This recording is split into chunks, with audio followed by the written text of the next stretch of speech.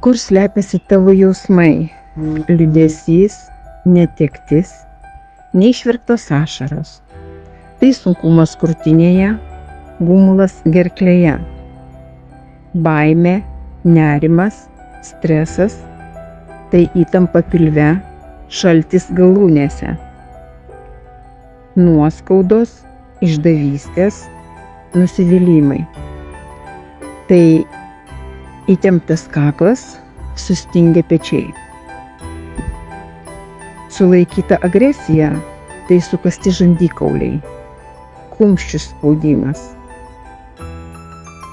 Baimė netekti, baimė skurdo, smūgiai savivertei, tai skausmas juosmens srityje, silpnos kojos.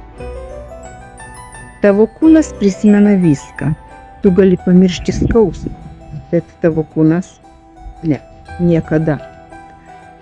Nepaleistos emocijos kaupiasi, jos kalba per kūną. Ir tai, ką vadini nuovargiu, dažnai yra tavo praeitis, kuri prašosi būti išgirsta. Kaip išsilaisvinti? Kvėpuok giliai, judėk, šok, daryk tempimo pratimus, išreikšk save, rašyk, piešk, verk, galų gale rėk. Nelaikyk visko savyje. Atleisk ne dėl kitų, dėl savęs, dėl savo ramybės. Tu ne tavo skausmas. Tu gali išsilaisvinti.